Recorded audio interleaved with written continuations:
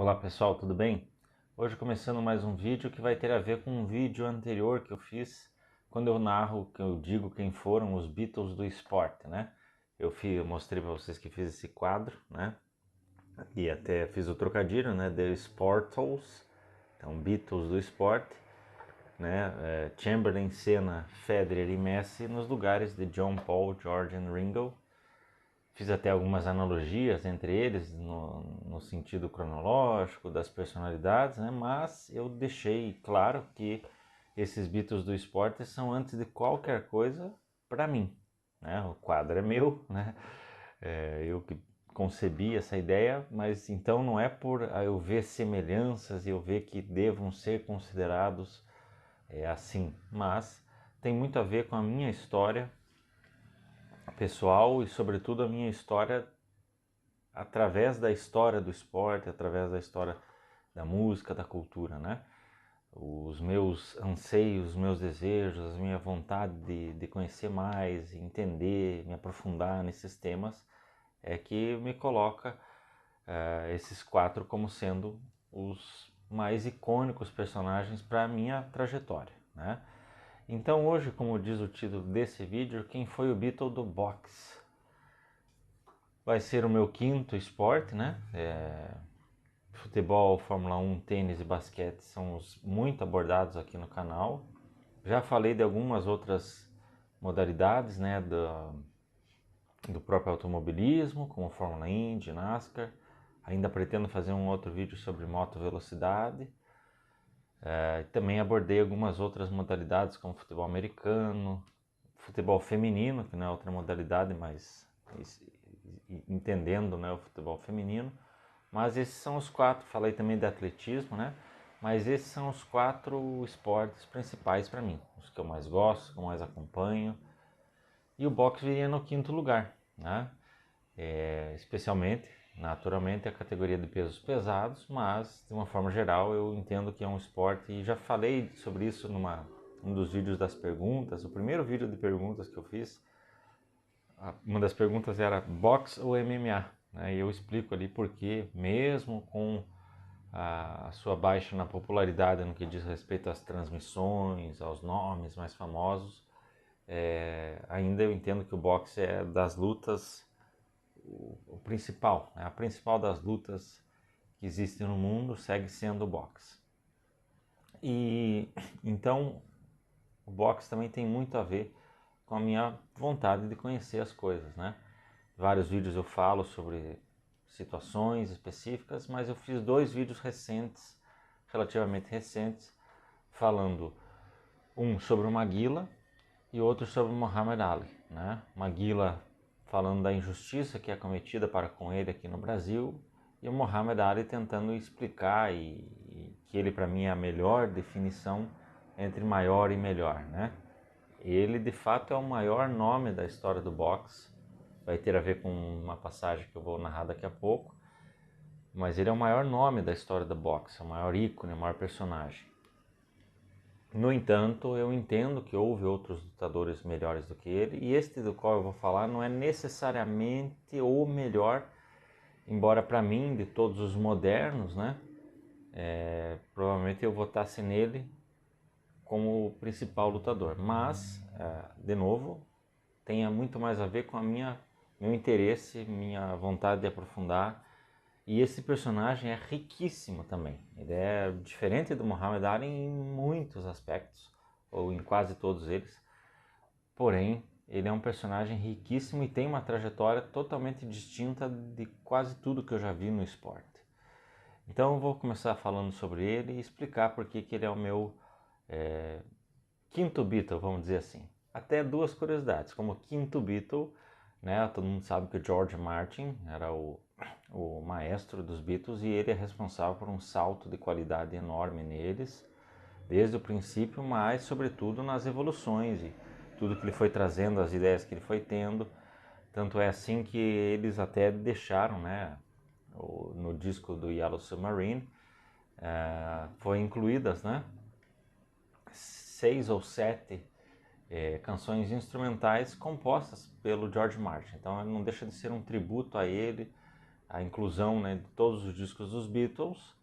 Você teve lá até o Help, vários covers que eles fizeram, mas a única vez que um outro artista que não eles participou de um álbum deles, ok, teve Billy Preston como participante, mas que eu digo que a faixa foi conduzida e executada por um outro artista é nesse álbum do Yellow Submarine, as faixas do George Martin, né? Especialmente a famosa Pepperland, que é uma das mais conhecidas canções instrumentais aí que existem. Então o George Martin, ele teve essa trajetória aqui, um maestro, um cara da mais alta música erudita, né? Ele tocava oboé, por exemplo, e aí se juntou com a canção popular e trouxe uma história enorme. E esse personagem do qual eu vou falar, ele também tem essa trajetória, essa dupla trajetória. Ele foi duas pessoas, foi várias pessoas, mas dentro do boxe ele teve duas carreiras completamente distintas e mais do que quaisquer outros lutadores, né, como o Ali e o Tyson, que também ficaram muito tempo afastados por motivo de força maior e voltaram, né? Mais do que todos esses, ele além de ter ficado mais tempo, ele foi mais bem sucedido ainda quando do seu retorno. Então eu estou falando de George Foreman. Para muita gente, a primeira associação a George Foreman é o famigerado grill, né? E embora isso estranhamente cause algum riso para as pessoas, é importante lembrar que, como eu já disse em outros vídeos, trata-se do segundo maior contrato de um atleta em todos os tempos com alguma marca, de alguma coisa, em alguma área. Só fica atrás, na verdade, do contrato do Michael Jordan com a Nike, que é muito mais quase que uma sociedade, né? Vocês sabem, né? O Jordan tem aquela logo do Air Jordan e a Nike fornece todo o suplemento, digamos assim, as fábricas, mas o que estampa é o logo do Air Jordan, né? O Jumpman. Então não se trata de um patrocínio da Nike, não se trata, é muito maior do que isso. Você vê em N uniformes e atletas, né, que usam essa marca. Na NBA você tem vários uniformes. No futebol, acho que a seleção, não sei se ainda está, mas nessa última Copa, acho que a seleção da Sérvia utilizava-se do Air Jordan, o PSG utiliza-se e por aí vai, né? Tá na NASCAR agora também, né? Então é uma marca que vive por si só, e esse contrato do Jordan com a Nike é um contrato vitalício nesse sentido. Então o segundo maior contrato de algum atleta com alguma marca é do George Foreman com a Salton para a produção dos grills, né? Então ele recebeu uma quantidade, salvo engano, 143 milhões de dólares lá nos anos 90 para ceder o nome, uso eterno, e aí uma série de royalties e outras dispensações financeiras relativas às aparições dele, comerciais que ele tenha feito e tudo mais. Então ele recebeu uma bolada e segue recebendo boladas ad eternum, né? Então só por isso acho que ninguém devia nem pensar em rir a respeito disso. Mas sim, é um personagem que transcendeu também o boxe, né, e o esporte, né, chegando aí na cultura popular. E minha sogra, por exemplo, tem o grill e ela só diz para mim, não pega o grill, pega o foreman, né? Ela se refere ao grill como o foreman. Então é uma coisa muito interessante, na verdade, né? De todo modo, eu quero contar aqui sobre ele no boxe e contar dessa trajetória peculiaríssima e por que ele me inspira, né? Me inspira, assim como todos esses outros quatro, a me aprofundar no tema, né? Então, assim como o Wilt foi aquele cara que eu olhei e falei, mas porra, todo recorde ou todo feito de algum jogador da NBA evoca ele. O Senna eu vi ao vivo e sofri muito com a morte dele, e daí fui entender por que foi tão impactante. E o Messi eu vi desde o início e entender a sua trajetória, a sua luta para chegar lá para ser profissional, né? É absurdo. E o Federer é o cara que simboliza o tênis ao máximo, né? Recomendo inclusive para vocês a mais recente biografia a respeito dele. Não lembro o primeiro nome do autor, mas acho que o sobrenome é Clary. estou aí na reta final e é um livro muitíssimo interessante que dá também o devido valor a Pete Sampras, mas sobretudo a Rafael Nadal e Novak Djokovic. Então, são os caras que, para mim, né, representam todo o meu interesse e aprofundamento. E no boxe, esse nome é o de George Foreman.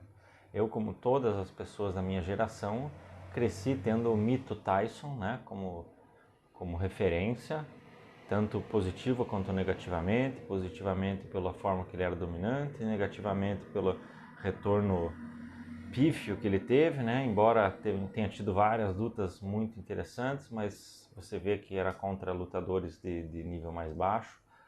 E também negativamente porque situações que o levaram a ter que se afastar do boxe, né? E posteriormente também uma série de envolvimentos com antidoping, outros graves problemas, mas também um personagem simbólico, único, né? Está abaixo, porém, eu ainda vou fazer um vídeo sobre isso, prometo, está abaixo de Evander Holyfield e de Lennox Lewis, dois contemporâneos que foram muito superiores a ele, claro que muito, né, posso estar exagerando, mas que foram inquestionavelmente superiores a ele, não apenas por terem vencido de forma acachapante todos os dois, né, que você pode questionar o nível que o Tyson estava, mas eles são contemporâneos dele. Esse que é a grande questão. E tendo também como referência Muhammad Ali, né? Lógico, por tudo que eu expliquei ali, mas aquele cara que todo mundo lembrava, mencionava, e vê-lo, né? Por exemplo, na Olimpíada de 96, não apenas acendendo a tocha, mas aquela cena muitíssimo marcante no intervalo de um dos jogos da seleção americana, não me lembro o adversário, em que deram a medalha olímpica que era de direito, né, de Muhammad Ali de 1960, ele teria perdido essa medalha. Tem uma série de histórias por que ele perdeu, algumas histórias que ele jogou fora, outros que ele foi roubado, outros que o governo, né, enfim, mas o fato é que ele não tinha mais a medalha e fizeram uma cerimônia para devolver. E você vê todos os jogadores americanos indo abraçá-lo, beijá-lo, tirar foto com ele, e ele vai saindo, os jogadores da outra seleção também vêm, então você entende que é um cara além, é um cara que vai além. O filme, né, com o Will Smith, que é muito bom, tem os seus exageros naturais, mas é muito bom, bastante fiel, né, a história. E então, fazendo gancho com o filme, é narrada a cena, né, do Rumble in the Jungle, a luta contra George Foreman, que era então detentor do cinturão mundial, havia vencido Joe Frazier de forma absolutamente humilhante. Foram 6 knockdowns, né? Ele derrubou ele 6 vezes em apenas 2 rounds. Alguns até a forma, né, plástica bastante cômica, né? Muito pior do que as quedas do Maguila ante o Foreman e o próprio Holyfield. Mas era o detentor do cinturão mundial ali, né? Que havia derrotado Muhammad Ali. E também ele havia vencido o Ken Norton, que também havia vencido o Muhammad Ali havia pouco tempo, inclusive quebrando a mandíbula do Muhammad Ali. Venceu por pontos, mas é a famosa luta da mandíbula quebrada. Então ele havia humilhado esses dois lutadores que venceram o Ali, né? Então o temor que havia ali naquele momento, mais do que, será que o Ali vai conseguir? Na verdade, ninguém muito cogitava que o Ali pudesse vencer, e sim, muitos temiam que ele pudesse morrer no ringue. Então ele acabou venceu no 8º round com um nocaute, né? O que nos leva a pensar várias coisas, e eu já vi muita bobagem sendo dita a respeito disso. Na verdade, essa derrota ela é explicável por 5 motivos. O primeiro é que Muhammad Ali é um craque, é um gênio, é um dos grandes de todos os tempos. Então, portanto, não foi uma derrota de Davi, uma luta de Davi contra Golias, né?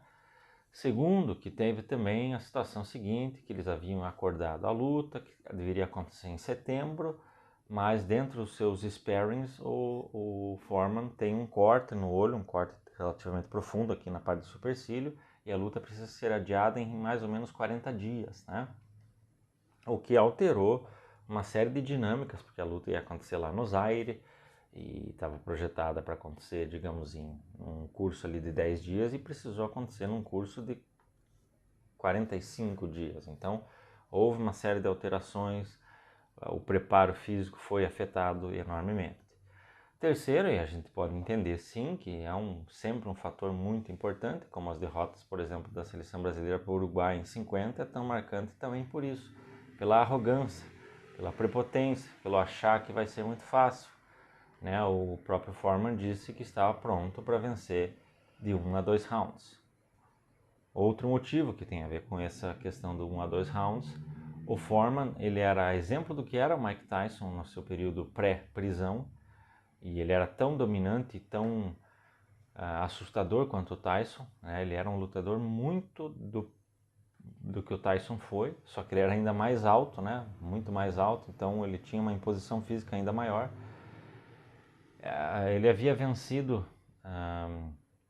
ele havia lutado 40 lutas antes dessa Rumble in the Jungle, vencido 37 delas por nocaute, e a grande maioria desses 37, não vou saber precisar, mas perto aí dos 35, nos primeiros 2 rounds, né?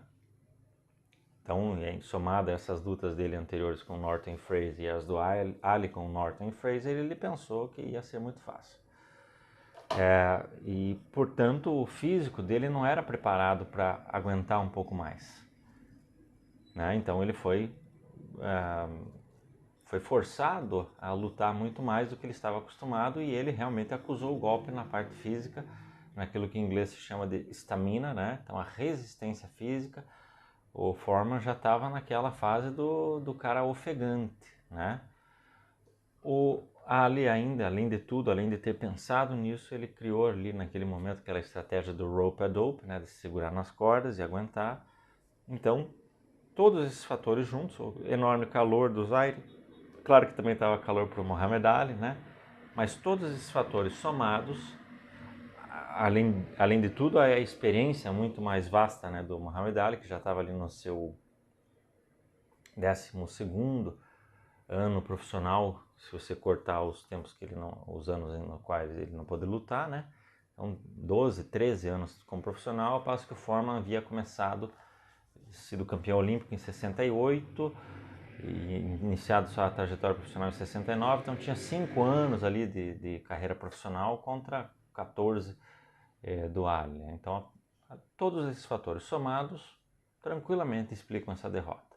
Né? No 8º round, próximo do fim do 8º round, ele sofre um nocaute, né?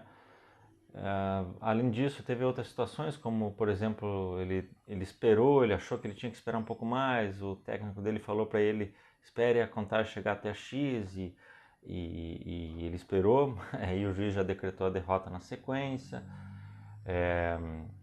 Na sequência, uns 2, 3 anos depois, o Foreman luta contra Ron Lyle, que foi também um grande adversário, mas ele é menos lembrado que todos esses aí, porém ele enfrentou Ali, Foreman, Frazier, e tinha um dos maiores socos, né, da história, e a luta dele com o Foreman é assim, um cai, levanta, derruba o outro, e assim vai. O Foreman disse que quando ele começou a passar por essa situação com o Ron Lyle, ele lembrou do nocaute sofrido contra o Ali, e ele se obrigava a levantar toda vez e muito rápido, né? Mas toda essa trajetória dele nesse período, após a derrota para o Muhammad Ali, mexeu muito no mental dele. Derrubou o mental do Foreman, digamos assim, arrebentou com ele, com toda essa imagem que ele tinha de si mesmo, né? Ele chega, por exemplo, pessoal, a fazer um evento no qual ele chama 5 lutadores profissionais, claro que não eram do mais alto gabarito, mas eram caras que estavam ali, né, tentando. No boxe é assim, você vai ter que lutar com 20, 30 vezes contra lutadores de menor expressão para ir somando pontos, você tem que vencer todas essas lutas para poder estar elegível, né, para enfrentar um dono de cinturão ou entrar na disputa pelo cinturão. Ele chama 5 lutadores para lutar na sequência com ele na mesma noite. E o Muhammad Ali estava ali junto com a imprensa. Então ele venceu 5 lutadores e a cada um que ele derrubava ele dizia para o Ali, quero você depois. A verdade é que o Ali nunca quis fazer a revanche, né? Por motivos N, financeiros, logísticos, o fato de já ter vencido, mas ele sempre pediu revanche para os caras que venceram ele, e teve trilogias várias com outros lutadores, e conforme ele nunca teve uma luta nova. Teria dito ele, através do telefone, para o Foreman, quando ele pediu a revanche, que ele só lutaria a revanche se o Foreman novamente contratasse aquele técnico dele de então, da luta deles. Por quê? Apenas podemos aí criar teorias conspiratórias. Mas o fato é que na sequência, então, o Foreman vence várias lutas e enfrenta depois Jimmy Young, que era um bom lutador, um cara muito técnico, claro que sem imposição física, que conseguiu vencer o Foreman nos pontos. E depois desse momento, o Foreman relata que teve uma experiência de encontro com Deus, né, com Jesus, e ele recebe a mensagem simples que era para ele cair fora, que a missão dele agora era outra. Esquece toda essa pompa, todo esse dinheiro, tudo isso aí, e vai ser um evangelista para mim, né? É a missão que ele relata ter recebido de Deus, e ele a cumpre até hoje também, como um empresário, mas ele é ainda um pregador. E passaram-se 8 anos, ele morava lá no interior dos Estados Unidos, tinha sua igreja, uma vida completamente pacata e completamente fora da mídia. E aí, também precisando, e ele brinca, né, que ele precisava alimentar os seus 8 filhos, né, dos quais os 8, 5 ou 6 meninos, todos chamados George, por curiosidade, né, e além de todos os projetos sociais que ele tem, né, envolvidos na igreja, ele precisava naturalmente levantar uma grana de volta. E ele retorna ao boxe 10 anos depois. Para não dizer que 10 anos, foram 9 anos, 354 dias depois, ele retorna aos rings. Vence um atrás do outro, vence de forma dominante. Nesse período, umas 2 lutas antes do Holyfield, ele enfrenta o Maguila, né? Derruba o Maguila no segundo round. Tinha muito Foreman versus Tyson, era uma luta que estava para acontecer, então no momento que o Foreman estava elegível, o Tyson havia perdido para o Buster Douglas, aí o Holyfield desafia o Buster Douglas, o Holyfield passa a ser dono do cinturão e o Foreman o desafia. Um pouco depois, 2 meses depois, o Tyson é preso. Então, infelizmente a história não pôde ter essa luta, mas dentre os vários motivos, necessidade de dinheiro e etc., que o Foreman tinha, um deles ele falava abertamente. Ele voltou para lutar contra Mike Tyson, para mostrar que o Tyson não era tudo isso, que o Tyson não ia aguentar com ele. E sabendo desse novo Foreman, que foi um lutador completamente diferente, já vou falar um pouquinho sobre isso, e também da forma como o Foreman encarou o Holyfield, que o Tyson encarou o Holyfield, entre outras coincidências, foram 6 ou 7 lutadores que ambos enfrentaram, né? Ambos venceram. Todos esses aí, exceto o Holyfield, né? Mas houve 6 ou 7 lutadores em comum entre Tyson e Foreman nesse retorno do Foreman.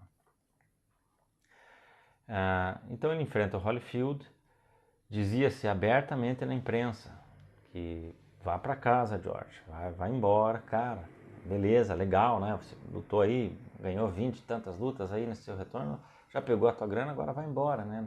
Não passa essa vergonha contra o Holyfield. E, no entanto, não apenas não foi vergonha, como ele foi até o final, né? Decisão por pontos a favor do Holyfield. Mas é uma luta que é lembrada por todos até hoje. Holyfield já mais de uma vez falou que o soco mais forte que ele levou na vida foi o do George Foreman, que o cara fazia o corpo tremer inteiro. E tem um round especial, round 7, que o Foreman machuca ele e ele retribui. Então uma das lutas mais francas e mais antagônicas da história do boxe foi essa de Holyfield e Foreman. Mas o que o Foreman havia desenvolvido, especialmente nesse retorno, e a gente lembra dele muito mais gordo, né, muito mais pesadão do que anteriormente, foi o que ele não tinha lá então, e que talvez tivesse feito uma enorme diferença contra o Ali, que era a resistência física, aguentar. Foreman, você podia bater nele o dia inteiro, ele não ia cair.